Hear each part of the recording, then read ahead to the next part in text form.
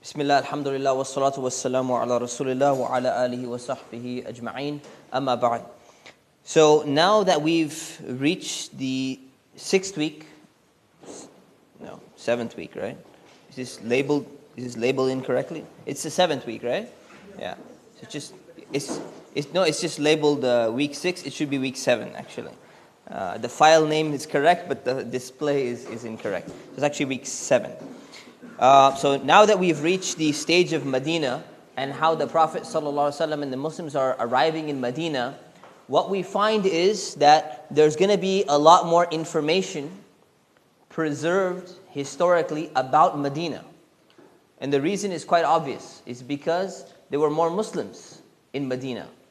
And that means that there were more people who survived afterwards who narrated and documented the facts of what happened in Medina than what happened in Mecca. So that's one of the reasons why I'm going to be reading. This is a very condensed text. So I'm going to be reading parts of the text, and then I'm going to be explaining a little bit in detail, because there's a lot of stuff to cover, and there's a lot of lessons to be learned within this text as well. How many of you read the text, by the way, before coming? Numbers are dwindling, inshallah. Let's focus on the destination and not focus on the obstacles that we face, inshallah. So we're going to be talking about how the Muslims arrived in Medina, how they built the mosque, how they established a pact of true brotherhood, how a cold war took place between the Quraysh and the Muslims, how they were on the brink of war, what led them to war, and the Battle of Badr, and what happened after the Battle of Badr, what was the post-war conduct that took place. So let's begin. So arrival in Medina. Remember that the Prophet ﷺ had already allowed people to migrate to Medina before he himself migrated. And then he was one of the last people to migrate, and he migrated with Abu Bakr. May Allah subhanahu wa ta'ala be pleased with him. So what ended up happening was the people of Medina already got the news that the Prophet ﷺ and Abu Bakr were on their way to Medina. So they were waiting. They were already waiting in Medina. Now imagine the scene, right? The Prophet ﷺ is traveling through the desert with Abu Bakr. They've evaded the bounty hunters, and they're traveling through the desert. They're on their way. And everyone in Medina is eagerly awaiting. They don't know exactly what happened to the Prophet. Did he make it? Did he not make it? Did somebody find him? There's no news. Did he get lost in the desert? Did something happen to him? Nobody knows what's going on. So everyone was waiting in anticipation, hoping and happy that the Prophet ﷺ is finally coming to their city, but at the same time worried whether or not he made it or not, because it's a very difficult journey that they're undergoing. So they were probably worried. So the desert is a very dangerous place. It's a very long journey. It's a very hot journey. There's many enemies, on the way to that area. So basically, the people of Medina used to go out every single day out in the city where they knew that the Prophet would actually be arriving from. And they would all go out there, leave everything, and they would be waiting and watching, saying, maybe he's coming today. And they're waiting, no one's coming. They go out the next day, maybe he's coming today. They're waiting, he didn't come. Then they go out one day and they're waiting, he doesn't come. They all start going back, because when it got really, really hot in the noontime, they decided now it's time, let's go back. When they were going back around one of these times, one of the Jews living in Medina actually was working up very high in one of the trees. And from a tree he spotted the two people. And he said, that's the guy you're looking for. He said, this is the man, these are the people you're waiting for. Oh people of Medina, go out and greet your man. So he was the first person to spot, even though he was not a Muslim himself. So they went outside, and they went out to the outskirts of the city, and they began a welcoming ceremony. Right? So they took their arms, they took their weapons, they set up their instruments. They had tambourines and they had different instruments that they were using, and they began singing songs. So they began singing songs, and they were welcoming the Prophet ﷺ into the city of Medina. So this was an amazing time for them. Right? This was an amazing time for them. Now just think about the state of these people. Why are they so happy? If you look at it from a purely pessimistic political perspective, you would think these people are welcoming someone who's who's sought after by one of the most powerful tribes in Arabia. By you welcoming him into your city, what are you getting? You're getting now, you've just made an enemy with a major power within Arabia, right? Some people would look back and say, oh no, we shouldn't be doing this, let's stay on the down low, what if we get in trouble, whatever. These people are the happiest people on earth. They're the happiest people in the world because they realize what they're getting. They realize what's actually coming to them. For them, their faith was so strong that the Prophet ﷺ coming to them was the greatest thing that could ever happen to them. And they were hoping that everything is just going to work out just fine because they know that good things are going to come now that the Prophet ﷺ is here in Medina. So they went out and there was some details about how the Muslims would actually come. So when the Prophet ﷺ came, the first place he stopped was at a little village called Quba. Okay, Quba is a place where people still go and visit today. It still exists in the city of Medina, and there's a masjid there. At that time, this was a little elevated settlement which existed on the outskirts of Mecca about 3 miles away. Okay, about 3 miles from the center of Medina. Now, most of the Muslims who were migrating from Mecca, they also used to stop in the place known as Quba, because this was, on the journey from Mecca to Medina, this was a place in between where they would stop and they would stay for a little while. So everyone else used to stop, so the Prophet ﷺ, he also stopped. He stayed there for about 2 weeks. He stayed there for about 2 weeks, and he stayed in some people's houses. They were, can you imagine, they were very tired. They were very exhausted from their journey that they had undertaken. So the Prophet ﷺ, as soon as he stopped in the city, the first thing he decided to do was, we're going to build a mosque in this city. Now I want you to think about this. He's not planning on staying in Quba. He's just here for a temporary period. The goal is to reach the main city of Medina. This was 3 miles away from Medina. But what did he do anyways? He said, we are going to make a mosque right here in this spot, and they established a place of prayer right there in that place. Which shows you what? It shows you he's not even at his full destination yet. He hasn't even arrived. He hasn't even relaxed yet. He hasn't even calmed down and gotten recovered from the journey. And what is he doing? One of the first things he's doing, he's building a mosque. He's building a mosque. So then he travels, right? Then he goes into Medina, okay? And actually, once he goes into Medina, he gets another welcome. So he got welcome first when he arrived at Quba. Now he's going into Medina. Everyone is welcoming him again because this is the main part of the city. So when he was given a warm welcome, so as soon as he got to the main city of Medina, what did he do? He decided that the first thing he did was then the crowds came to meet him.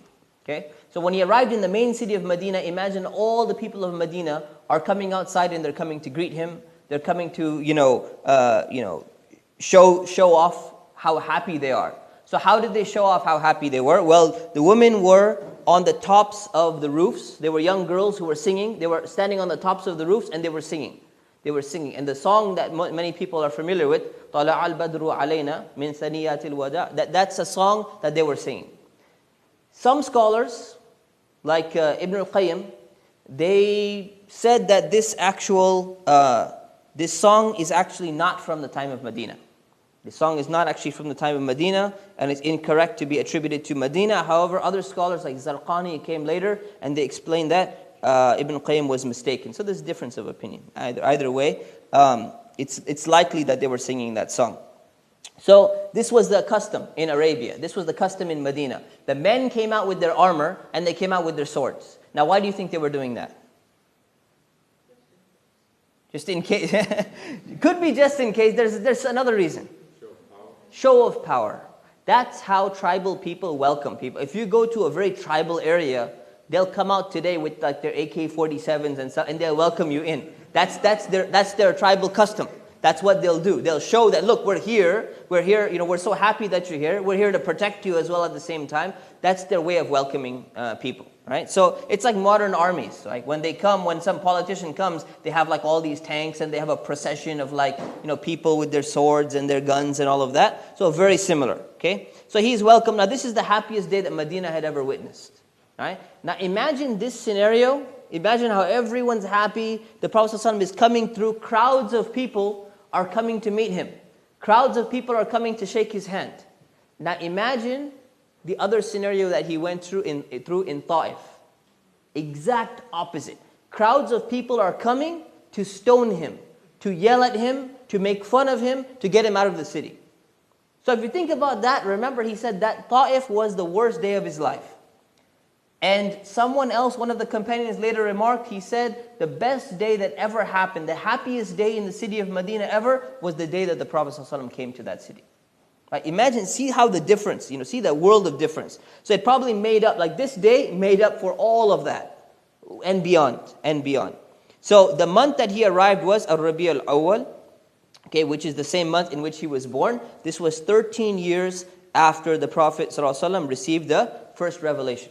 So 13 years later, now he finally is in his own city. He's in a city where people are welcoming him, a city where he belongs. Now this marked a new phase, a new mission, as we talked about before. And it's so important that because of the transition here, Muslims would later on mark their calendar by this date. So what happened during the time of Umar radiallahu anh, when they were deciding when to start the Muslim calendar. Should it be from the birth of the Prophet? Should it be from the first revelation? Should it be from the time of the migration? Or should it be from, some other, maybe the Battle of Badr, or maybe the Treaty of Hudaybiyah? Or they were deciding which day should we mark the Muslim calendar, the first day. And they decided that this event was so important that we need to mark the Muslim calendar from this day. That's why the Muslim calendar is the Hijri calendar. Hijri meaning from Hijrah, meaning the migration. AH stands for after Hijrah. Hijrah meaning after migration. So that's what the calendar actually starts. So now before we were dating 1 year after Revelation, 2 years after Revelation, now we're going to start dating a different calendar. Now we're going to say 1 year after Hijrah, 2 years after Hijrah, meaning the first year after Hijrah.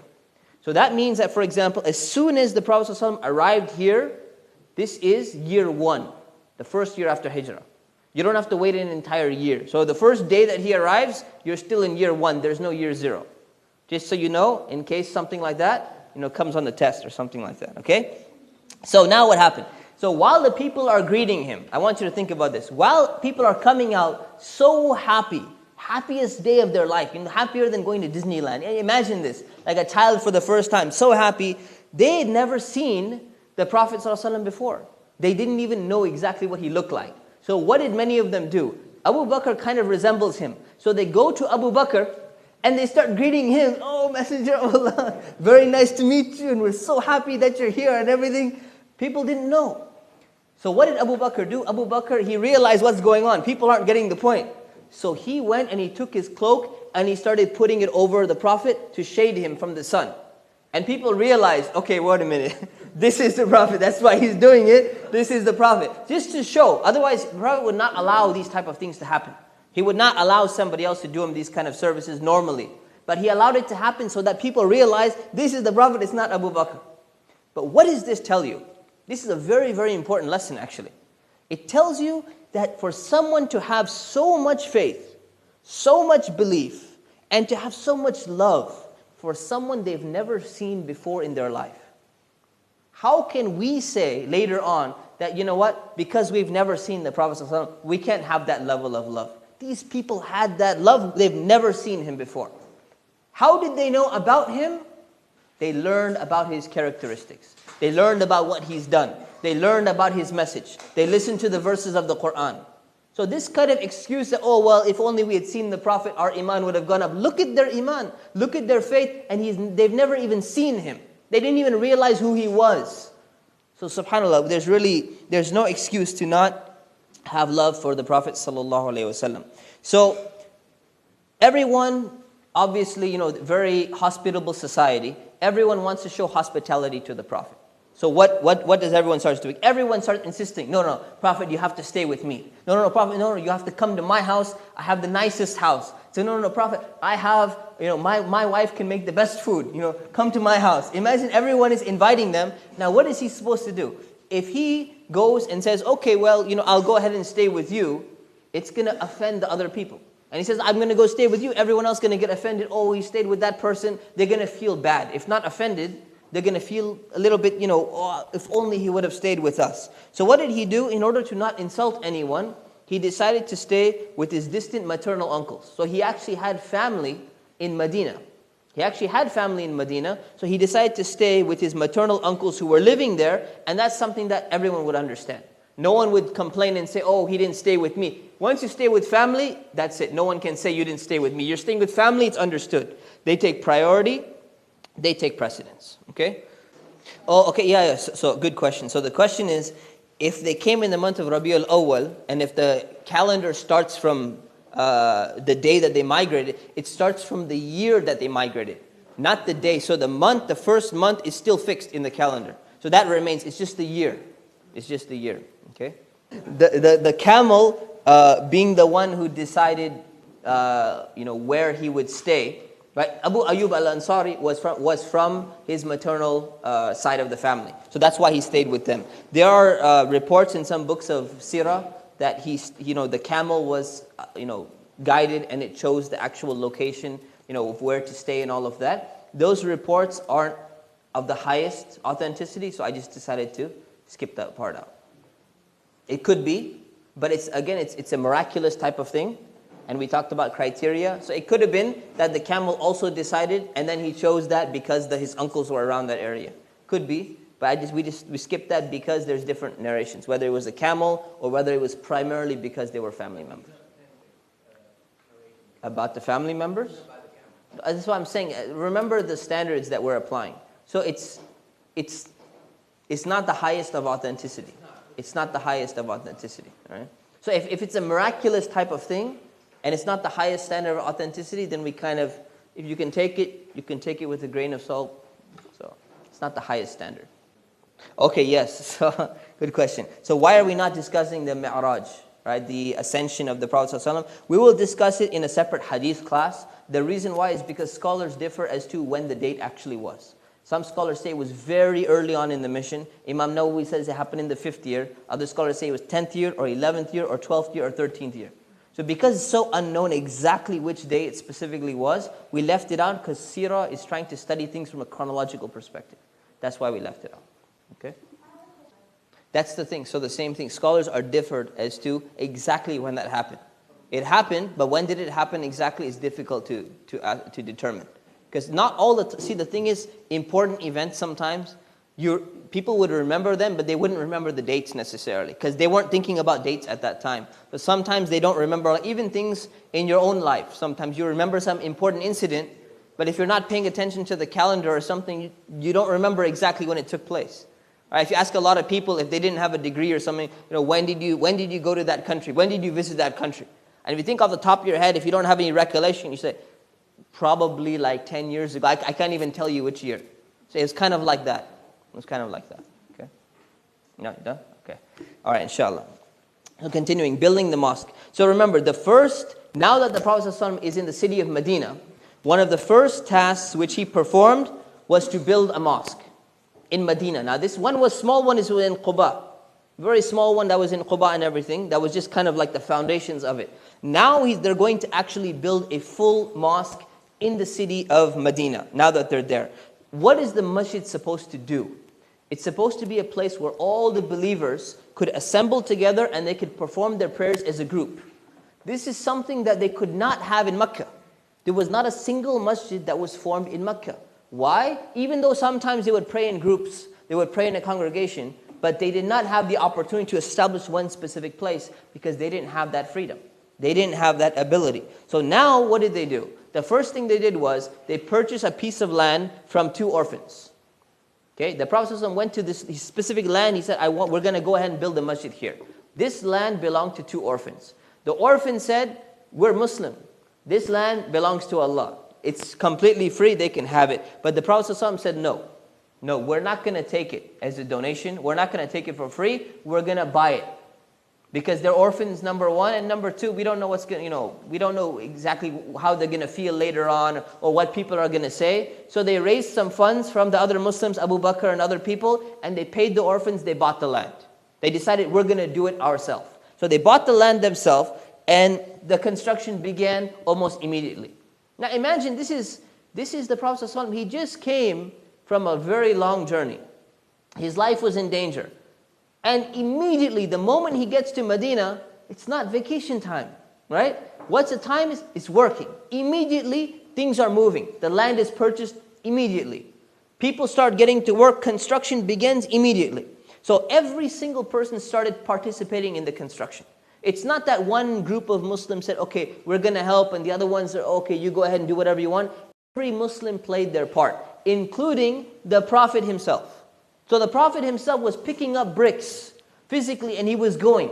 This is not a ribbon cutting ceremony, right? Like some leaders go and they go and smile and with everyone else and like look, I'm gonna put this shovel in the ground and I'm gonna do the first one and then take the picture, put it in the newspaper, and then everyone else, okay, let the workers now work, get everyone there, and I have a lunch to attend. This is the Prophet ﷺ helping actual construction, not one brick. We're talking about brick after brick, helping build, helping do every single thing.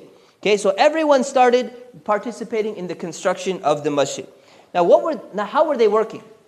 Were they like, oh man, we got to work and we got to build this masjid and it's so difficult and everything? These people were so happy, they were so motivated by their faith, they were singing songs while working. Right? The whistle while you work type of thing. Right? They're singing poetry while they're working along. And their poetry was that oh Allah, there's no other life except the life of the hereafter. And they were singing they were making up poetry on the spot. Everyone is happy. Imagine this is like a nice collaborative effort and everyone is feeling good. So they all participated in the construction. They were all happy and they were all making this masjid. Now this masjid became known as the Mosque of the Prophet. Okay, the Mosque of the Prophet, Masjidun Nabi. Okay, the Mosque of the Prophet, which is there. But which obviously we know where it is now. But the thing is, at that time, let's take a look at what kind of masjid this was. It was a courtyard, very basic courtyard, surrounded by mud walls. Okay, now mud walls don't really hold up that much. Very primitive. Very, very primitive. So mud walls, and you have some, palm trees, bamboo and all of that, covered with palm tree branches on the top. That's all it was. Palm tree branches on the top, and that was sufficient. That was a very basic, primitive masjid, and that was the Masjidun Nabi. Can you imagine? This is the most important place, and that's all they put into it. Now, what ended up happening is, the first few months they were praying, when it started raining, the rain would come down through the roof, because the roof is made of palm trees. Just a few palm leaves, branches of palm trees. The rain would come down, leak through the roof, and there was no carpet. There was no ground. There was nothing. So it would get muddy. So it's actually muddy, and they're praying inside the mud because the rain would come down. So somebody came along with the idea and said, you know what? This muddy, praying in the mud and everything, it's not that great. Could we upgrade a little bit? Could we get a little bit nicer? So they said, okay, we'll make it a little bit nicer. They scattered little pebbles around so that it doesn't get muddy. You're praying on rocks instead of praying on the mud. That's the level of luxury that they got to. So that shows you the type of resources that they had at that time. So that was sufficient. Okay. So now we talked about in Mecca they were not able to pray. Now that the threat was gone in Mecca, in Medina the same type of threat didn't exist. Now they could actually perform their 5 prayers in a group, on a regular basis. So who did they call? So Bilal, remember Bilal, the one who was tortured, it was a former slave. He was the one who was selected to have the honor to call people to prayer. So they made the call to prayer, and every single time he would call out, Allahu Akbar, Allahu Akbar, everyone in the entire city would stop working. They would stop whatever they're doing, and they would come to the masjid, and they would come for prayer. Just imagine this kind of city, right? Every time this guy starts calling out for prayer, the entire city stops. Everyone is focusing on going for prayer, except for the people, of course, who are not Muslim at that time, right? So, what is a masjid, right? What is a masjid? What function does it serve? It's not only a place for praying. It was much more than just a place where people used to come and pray. It used to be a place where people can overcome the anxieties, overcome the difficulties that they were going through in life. A place where they can go and seek refuge. It became a place where it formed the center of the society. People would meet in there. People would come together and talk. People would hold, important meetings that were taking place inside the masjid. This was a meeting place as well at the same time. So another thing, so the masjid was not only a place of prayer, it served as a place of gathering, a place of refuge where people could go. Another thing that the masjid served was that they formed in the corner. Now remember how much resources they had. Very primitive masjid. Despite their lack of resources, what did they invest in?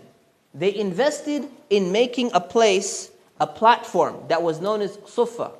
This little platform that they had, which was covered with a roof, it had a little roof on top of it, was a place for people to seek refuge who didn't have a home. Okay, so just think about this though.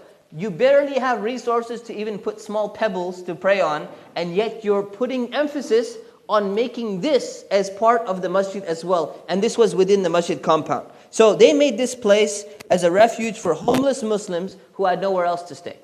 They had no other house. So this was a place. Now, where would these people get their food? So these people would be living there, and the Muslims would be sending, the more fortunate Muslims, they would be sending food to these people. So they would be getting their food at one point in time, and also there were some people who used to go out from amongst them, and they would work, and they would come back, and they would spend the money on those people who they're living with. Right? This is a very interesting thing. So these people were always in flux. Their numbers were always changing. Sometimes these people would be here, sometimes they would get a house to stay in. When someone loses their house, they would be put into this place as like a transitionary place. There were some people who were there voluntarily. They had a home, but they decided we're going to stay here anyways. Now, why would somebody want to stay in a place where all the homeless people are staying? Because they know that the Prophet ﷺ is where for the most of his time is spent where? In the masjid. So they said, well, where's the best time to learn from the Prophet ﷺ what he's doing, what he's saying, who he's talking to? It's going to be in the masjid. Not everyone can just walk around, follow the Prophet ﷺ around everywhere like some other companions like Abu Bakr and everything. So these people said, we're going to stay in the masjid and we're always going to be here. We're going to be watching. Whenever the Prophet comes in, we can learn something. We can learn something. So these people became among the very knowledgeable people among the Muslims. They became the people who knew the most about the Prophet ﷺ's teachings. Why? Because they had most ability to, they had most access to him. So these people used to be not just be, people who just sit there and just waiting for food to come or something like that. These people used to pray their nights. They were praying all night. And what were they doing in the daytime? They were learning more about Islam. So the Prophet ﷺ, remember, he would go and he would talk to these people sometimes separately. And he would go and address them, and what he would do is he would look at the people who were able from among these people, and he would tell them, don't just sit here. Don't just go and beg, if you're begging or something, don't just go and beg. It's better for you to go and chop some firewood outside of Medina and bring it back and sell it and bring the money back and keep investing it so that you can become self-sufficient. This is something that he used to do, and he used to give them this specific advice so that they don't resort to begging if they needed to start begging. So, let's see, where are we? Very simple. Okay, so he encouraged the work. So while the masjid was being built, the Prophet ﷺ stayed with Abu Ayyub al-Ansari since he had no house of his own. So now think about this. The Prophet ﷺ didn't have a house of his own. He comes to Medina, he controls the city technically. He's like the number one guy in the city. He doesn't have his own house. Before he builds his own house, what did he participate in building? The masjid. Before his own house. What takes precedence today for us? Let me get a nice house, make sure it's really good, let me pay off my mortgage, let me get my car, then we'll donate whatever we have left to the masjid. Whereas the Prophet ﷺ is doing what? First you build the masjid, and then we'll go and I'll focus on my own house later on. So he's living with Abu Ayyub al-Ansari for several months. Before the masjid is finished, after the masjid is finished, then he decided, okay, then I'll go ahead and build place for myself. I'll actually have a residence for myself. While he was living with Abu Ayyub al-Ansari, where was he eating? People were coming and delivering him food. Because they love the Prophet ﷺ so much. So they would come and they would deliver him food, and Abu Ayyub would also get meals to eat. Right? So now he's not ashamed of taking a gift. It's not charity. It's a gift that he's taking from other people at this point in time where he doesn't have a house. He doesn't have a business. He's not able to work at this point in time, right? Because he's obviously organizing the affairs of the entire ummah. So this was his situation. Now after the masjid was complete, which took several months, then finally next to the masjid, a few rooms were built for the Prophet ﷺ. Now when you see a few rooms, remember, up until now, he has how many wives? Okay, and then he married Aisha, right? So then he has 2 wives at this point in time, so he's going to need at least 2 rooms or more. And he has some family, right? He still has some family. So now they started making some small rooms next to the masjid. Now how big were the rooms?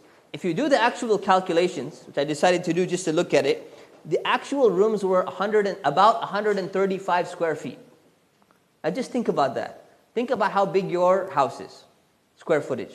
Think about how big your apartment is. Think about how big your studio is. Now think about the size of the room that the Prophet ﷺ was living in. And he's the ruler of the entire city. Think about that status. And the house was high enough that if you stand up and if you put your hands up, you're going to reach the ceiling. It's just high enough for a person. And you can barely stretch a person across. 135 square feet. Think about that. Think about that. So this was the simplicity of the Prophet ﷺ, even though he had the ability. He had people who were quite wealthy in Medina, but he did not want to live anything. He did not want to live, in a status of luxury greater than that. All right, so now we talk about true brotherhood. So the Muslims who migrated, they were given the title by the Prophet ﷺ, the respectful title of Al-Muhajirun. So the ones who migrated, they're known as the emigrants, the Muhajirun. And the ones, now why? Because they left their homeland for the sake of Allah, for the sake of Islam.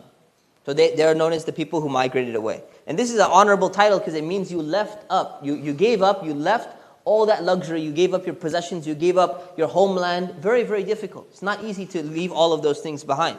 The Muslims in Medina, they became known as Al-Ansar, or the helpers. Why? Because they were helping and aiding and welcoming the people who had migrated from Mecca.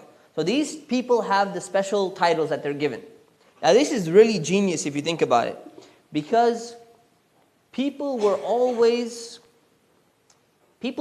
had a sense of needing some type of identity. Right? And the identity that they generally had, being Muslim is one form of identity. But there's multiple identities that people have. One is Muslim, and another can be something else. Usually it's tribal. Right? It's going to be, I'm from the tribe of, I'm from the tribe of Quraysh, or I'm from the clan of Hashim, or I'm from the clan of Makhzum, or I'm from the clan of Banu Umayyah. And the people in Medina, I'm from the clan of tribe of Aus, I'm from the tribe of Khazraj, within clans in between. So what the Prophet ﷺ did was, he's giving them now, says, yes, you're all Muslims, but we're going to have some kind of division amongst you. Why? Because you are different. You're from different places. You have different cultures. Even though they're from Arabia, their cultures were different. They used to eat different kind of food. They used to have different kind of living conditions. The environment that they were used to was different as well. So it was not, they were different people. You have to understand. They're not just because they're Arab, they're the same. They're not exactly the same. So even some of their accents and stuff were a little bit different. So what ended up happening? By giving these 2 labels, he's creating sub-clans within Islam, but clans that are not bound by bloodline. Clans that are not bound by, type of tribal, racial superiority or inferiority or something like that. He's redefining and giving, says, your privilege, what defines you as a person now is not only that you're Muslim, your second identity is that you're a person who migrated for the sake of Allah. That's something to be proud of. And your identity now is that you are one of the people who helped the other Muslims come. You're one of the people who helped welcome the Prophet ﷺ and welcome the Muslims. This is a beautiful thing. And it actually helps them, to relate to one another while maintaining some kind of independent identity that they needed to have to differentiate themselves. So, once the people of Mecca had migrated, it was quite difficult for them to adjust to the foreign environment, actually. A lot of them became sick because Medina had a lot of stagnant water, actually. It used to have a lot of stagnant water, and with stagnant water, you get a lot of illnesses. So a lot of people became very ill. The Prophet ﷺ was one of the few people who didn't become ill. Bilal was very sick. Abu Bakr was very, very sick. A lot of people got very ill, and it was very difficult for them to adjust. So now, the fact that most of the Muslims had migrated away from Mecca to Medina, most of them had left their belongings behind. Like who? A Rumi, Suhaib al-Rumi, right? One of the guys who left everything behind. Most people had to leave their stuff behind. Now, imagine the Meccans who migrated, they have very little money. They have almost nothing. And the people of Medina, they still have their business is going, their crops are still there, their land is still there, their houses are still there. So now we need some kind of system to welcome these refugees, quote unquote, into the land and somehow make them integrate and adjust to their living standards, to their living conditions. So what could have been done? A lot of things could have been done. How do you get the Muslims, the Ansar, the helpers, how do you get them to welcome the Muslims and let them settle? There's several things you could think of. One of them, you could think of saying, well, you just encourage them to give charity, right? Just everyone, give charity to your brother and to your sister in Islam, and inshallah it's going to be fine. Whoever gives, gives. Whoever doesn't give, doesn't give. The Prophet ﷺ said, at this time, this is not sufficient. We need something more than that. Just a random, lecture about charity is not sufficient. So they said, we need something more. So what they did was, they instituted a pact of brotherhood, which is known as al-mu'akha. Right? You don't need to know the Arabic term, but they instituted a pact of brotherhood. So what they would do basically is one of the emigrants, one of the muhajirs, would be paired up with one of the Ansaris. Okay, they would be paired up together, and the helper or the Ansari, he would share his house and he would share his possessions with his brother who he was paired up with. Okay, so they were paired up together like this. Now, let's take a look at some of the details. The people of Mecca generally were merchants. They were businessmen by profession. Why were they businessmen? Because Mecca is a valley, burning hot, very little greenery there. Almost nothing grows in Mecca. That's just the way the land of Mecca is. Medina is it's arable land. Things can grow. There's a lot of palm trees. There's a lot of, you can plant crops. Things will grow. So there's a difference between the two. So that's why the people of Medina were more like farmers. The people of Mecca, most of them were like businessmen. Businessmen or shepherds. That's pretty much what they used to do. So the difference between the two causes some difference in cooperation. How do you cooperate between the two? So the thing is, most of the land that the people in Medina used to own, most of their wealth was not only measured in cash. Wealth used to be measured in the amount of animals that you have, the amount of land that you possess, and the amount of whatever tools and other type of business you have. So because the wealth was distributed that way, the Prophet ﷺ decided that we're not going to distribute land across the board. Some of the helpers, they went and voluntarily said, we're going to give up half of our land to our Muslim brothers who have migrated from Mecca. The Prophet ﷺ refused. He said, no, do not give them half the land. Now, what is the reason for that? It's not exactly known, but one of two reasons could have been there. Perhaps I would say both. Right? One of the reasons could have been that the Prophet ﷺ did not want to put too big of a burden on the people of Medina, because giving up half of your land is a lot, right? Giving it up 100%, it's gone. So not putting such a great burden so that the Meccans themselves, the Muhajirun, they could kind of establish themselves, they would work hard, they wouldn't get lazy, they would put their effort in. That's number one. Number two reason could have been, or perhaps both, is that these people wouldn't know what to do with the land. If you gave them half the land, what would they do? They don't know what they're doing. Right? Imagine you're not a farmer and someone says, here, look, I'm going to give you half of my farm. Now you take care of the trees and you sell it and go ahead and do it. You don't know what to do. All you know how to do is trade goods that are coming in from Syria and from Yemen and all of that. You don't know what to do, so the land itself would become messed up. So the Prophet ﷺ, very intelligent, probably one of the reasons why he did it, is he knew that they're good in business, but they're not good in being farmers and dealing with land and all of that. So instead of accepting that, he said, let them work on the land, you train them, and they get to keep half of the produce. That makes much more sense. They're going to be trained, they're going to learn how to deal with the land. And some of the people who are businessmen, they said, just give me some of your wealth, and I'll go ahead and take it to the market and I'll start trading. So some people were really, really skilled in trading. Like Abdurrahman ibn Auf, he was one of the people who was really good. He just took a little bit of money, he went to the market, he sold something, then he bought something else with that money, and he sold that, he bought something else, started buying and selling, he got a really big business, and the guy became rich in a matter of like a year or so. So the guy knew how to do business, so they used to do these kind of things. This pact of brotherhood continued for a few years, and then it was canceled. Okay? At this point in time, during this pact of brotherhood, even the Ansar and the Muhajirun, they would be inheriting from one another. So the pact of brotherhood went all the way, completely. And this lasted for a while until the Makkans were able to stand on their own 2 feet and they got used to the land, and then the pact was overturned. So it was a temporary thing, but it shows you the wisdom. It shows you how if we're faced with similar circumstances, we need to utilize that kind of wisdom to make the same kind of programs to achieve similar results. Okay?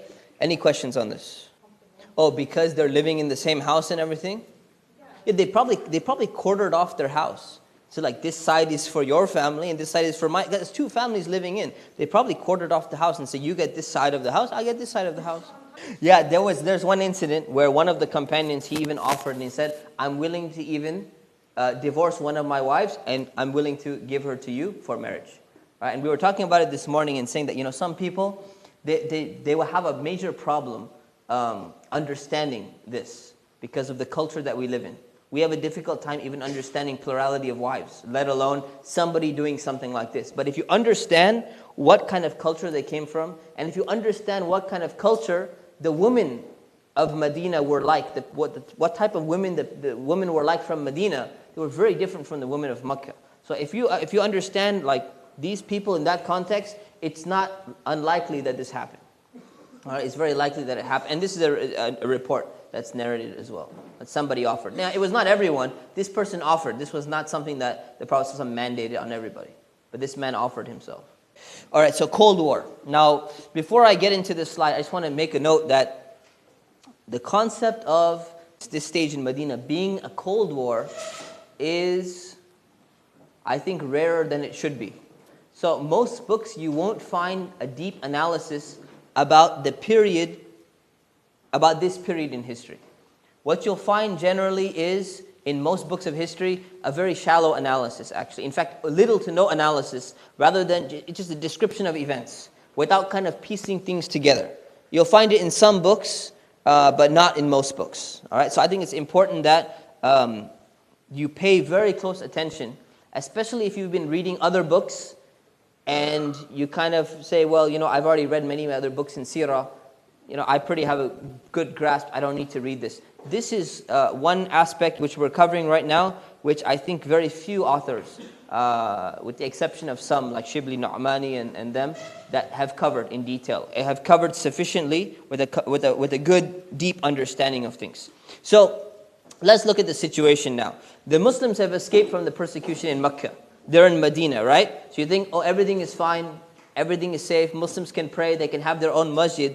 But actually, the Quraysh, like we've been looking at, people in Medina are happy. The house is being built, right? People are eating. People are enjoying. There's brotherhood. Business is going on. There's a masjid.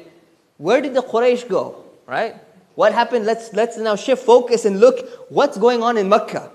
The Quraysh, these people are still really upset. These people tried to kill the Prophet. They tried to kill the Muslims. They tried to stop them from migrating. They didn't just disappear all of a sudden.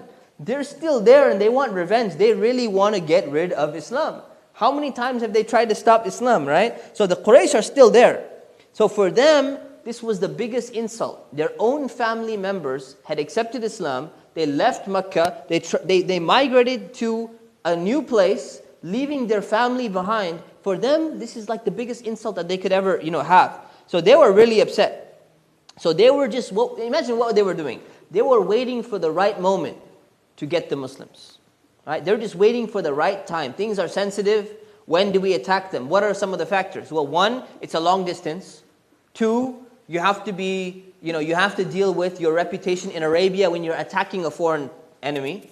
And number 3, maybe now that the Muslims are so many, it's not that easy to just take them out. So we have to do something. So they're waiting for the right moment to attack the Muslims and just get rid of them completely. So what's the first move the Quraysh make? The first move, and this is unfortunate that many authors of Sirah, they tend to neglect some of these facts, even though they're in books of Hadith, the most authentic books of Hadith. So they don't kind of piece everything together sometimes. They just mention certain events. So the first move that they make is they send a letter to a man by the name of Abdullah ibn Ubay ibn Salul. So they send a letter to him. And who is this guy? Who is this Ibn Ubay guy? Okay, Abdullah ibn Ubay was one of the few remaining leaders who survived the battle of Bu'ath. Remember the Aus and Khazraj tribes in the city of Yathrib, city of Medina, before the Prophet ﷺ came, most of the leaders were killed off in this major battle. Abdullah ibn Ubay was one of the few leaders, or kind of semi-leaders maybe, who survived. So before the Prophet ﷺ was invited to Medina, and before the people started accepting Islam, he was about to become the leader of Medina. He was about to be crowned king. This was the guy who was about to become the leader of Medina. Now imagine him, like about to become the leader of the entire city, and then all of a sudden, people start accepting Islam, and they say, "Oh Prophet, we want you to come to our city and take over." Imagine what this guy's feeling inside. He just lost his power. He just lost, he was going to control the entire city. And he just lost all of that. So you can tell that it's going to be a little bit difficult for, maybe having a little grudge in his heart, or perhaps a big grudge in his heart. You can imagine how he's dealing. So the Quraysh, they know this. It's not like they don't know. They know this guy was about to be put in power. Said, who's the best guy to target? You got to target the guy who has some power, and you got to target a guy who has some kind of a grudge against the Muslims or against the Prophet or something like that. So they send him a letter, right? And the letter was very clear. Rather than just trying to bribe him, the Quraysh, for them, people of Medina are like this little tiny tribe. You don't have to, they're not like tough people, right? There were other tribes around Arabia who were really tough. They were really strong. Like some of the big Bedouin tribes, like in the Najd area, right? Across in the east, where like Riyadh and all of that is today, those were some big Bedouin tribes. And they had a lot of warriors and soldiers. They were rough people. People in Medina were not really that powerful. They were not that amazing. So the Quraysh didn't care too much. So the letter clearly said, you've given refuge to one of our people. You've given, like, telling Abdullah ibn Ubay, you've given refuge to one of our people. Who is that? The Prophet ﷺ, right? Either you're going to kill him, or you're going to expel him, or we're going to attack you. We got three options, right? Either you kill him yourself, and we don't have to deal with it, and you handle the business yourself, and we'll be fine. Or you expel him, you kick him out, and then we'll deal with him later on. Or we can just come and we can attack you, and all of you are going down. Very clear that the Quraysh are intent to get rid of Islam and get rid of the Prophet. Now the Messenger of Allah, ﷺ, he found out about this letter.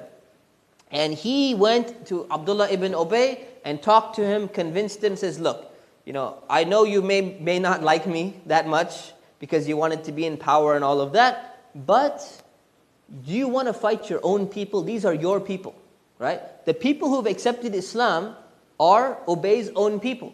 So do you really want to fight your own people? Do you really want to go against them?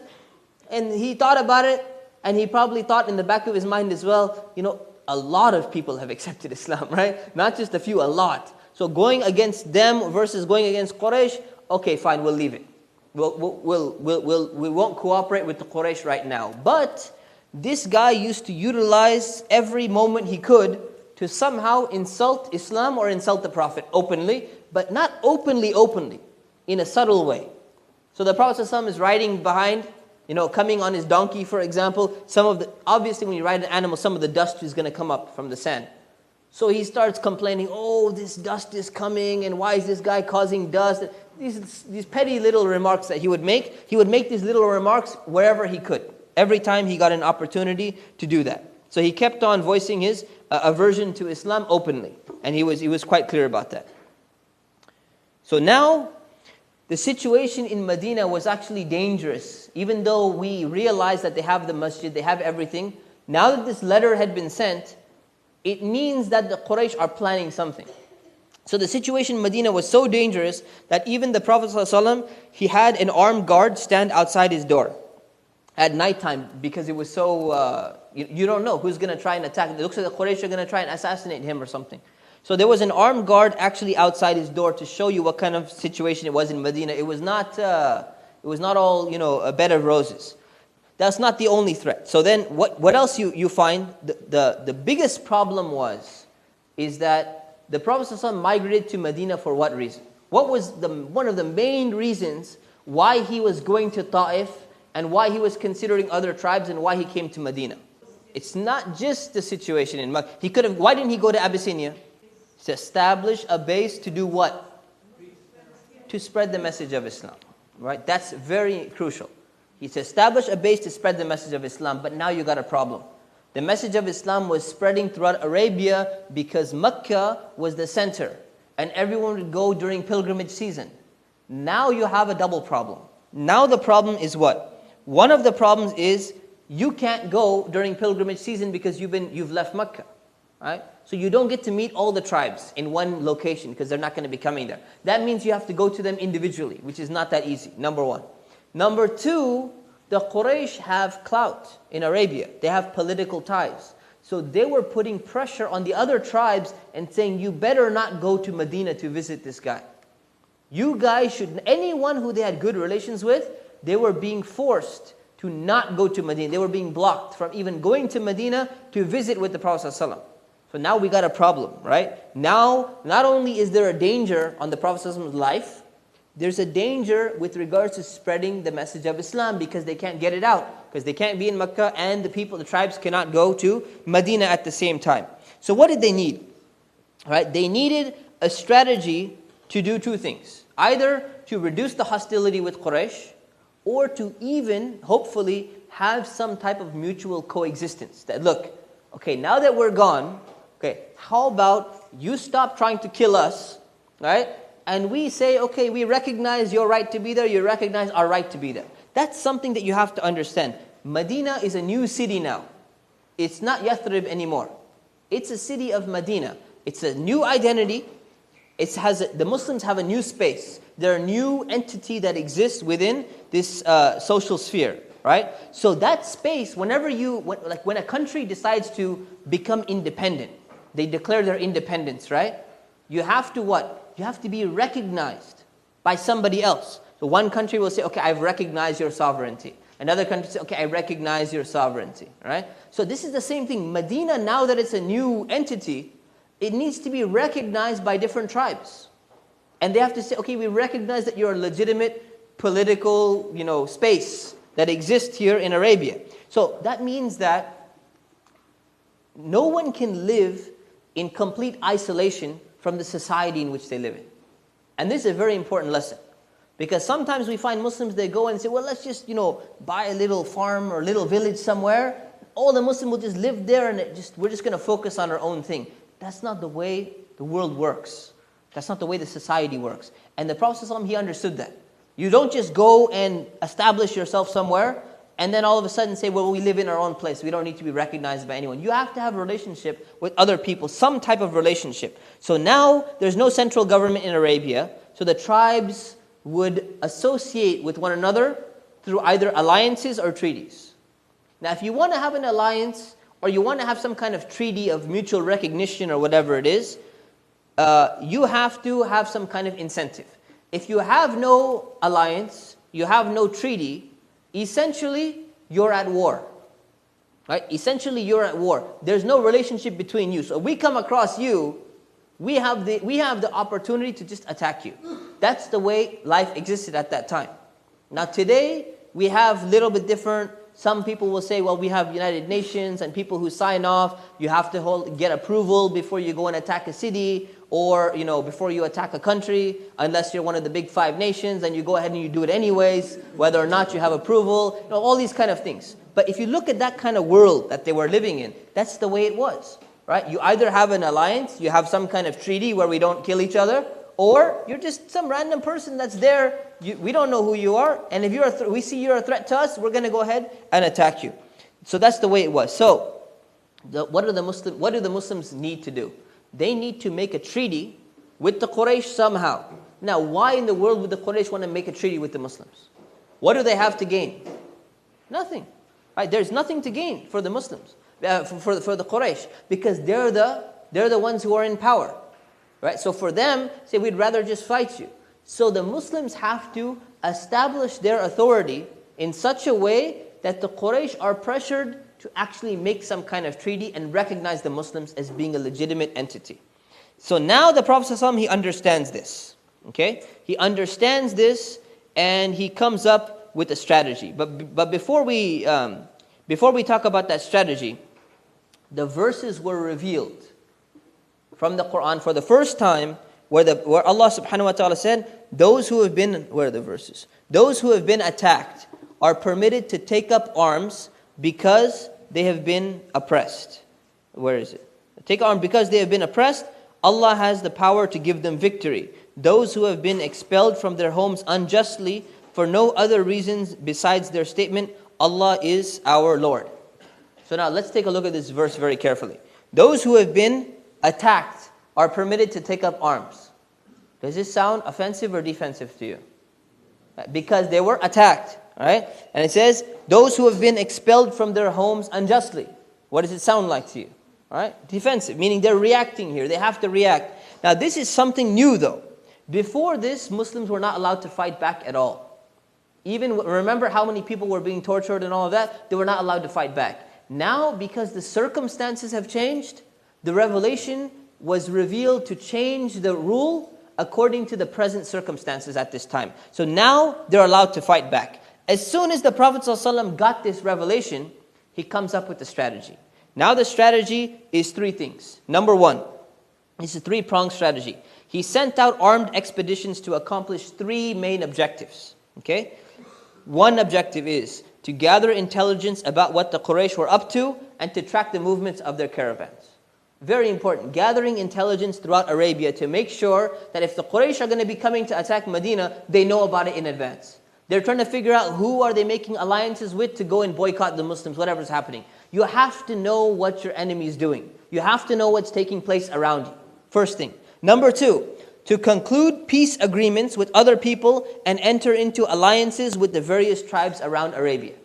So these armed expeditions were going out. Every expedition is going to be armed in Arabia. You're not going to go and send out some people who don't have any weapons. Their job was to go and make peace treaties with as many tribes as they can. So do you see the political strategy here? One, gather intelligence about Quraysh. Number two, go and establish relationships with as many tribes as you can, as many clans around as you possibly can. And number three, block off all the trade caravans and harass the trade caravans that the Quraysh is sending. Okay? Now, which direction is Medina from Mecca? North. So there are trade caravans which are going up to Syria. Medina's on the way. Remember, one of the things that they were scared of is that they would get blocked. That was one of the things that they were really scared of. This is exactly what the Prophet ﷺ is going to do. Now what he's going to do, he's going to send out expeditions to intercept their trade caravans so that they're being harassed. The main goal is to put pressure on them. Why is the Prophet ﷺ putting pressure on them? Why not just leave them alone? What's the objective here? So they get recognized and they're willing to cooperate. They're willing to negotiate some kind of treaty. They're willing to say, okay, these people are at a level where we can actually sit down and talk to them. Otherwise, the hostilities will never end. So this is pretty much a cold war at this point in time. No one's getting killed, but there are a lot of things that are taking place at this point in time. Okay, so we see that. Put pressure on the Muslims, disrupt their trade, right? And also their trade would most likely be used to do what? Finance war against the Muslims. So you cut off their finances as well so that they can't start attacking the Muslims with more weapons and more supplies. Okay? So this is where we are. Any questions on this? So specifically, so you brought up a very good point, and this is where I feel that other books of Sirah are missing on this point. So the thing is that the excuse is made that, you know what, the poor Quraysh, their caravans are getting attacked. The Muslims should have just left them alone and everything would have been fine and all of that. Even people who try to come up with a good justification, like Karen Armstrong and all of that, their justifications are, in my opinion, quite poor, unfortunately. The thing is, if you look at all the evidence here, number one, the Quraysh sent the letter, right?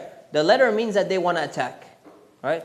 Number two, Prophet ﷺ has a security guard outside his house, which means that there's very good intelligence coming in that the Quraysh are trying to kick them out, right? Trying to kill them or kick the Muslims out or something like that, right? The verses are revealed in what state? In a state of defense.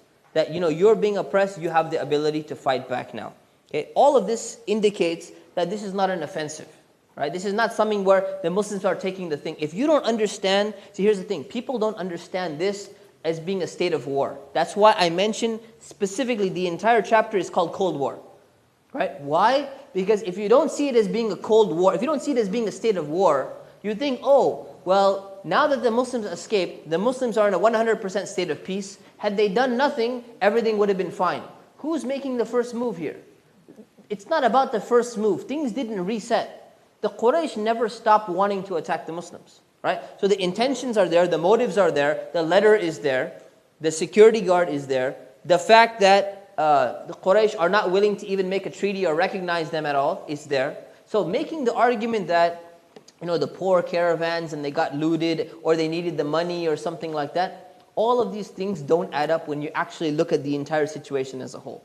That's what you have to understand. If we didn't have if there was no oppression for 13 years, if the Meccans had signed a treaty and said, okay, you're free to leave and we'll leave you alone and everything, and then they went and attacked the trade caravans, then we could say, okay, you know what? The Muslims attacked first. But that's not what happened.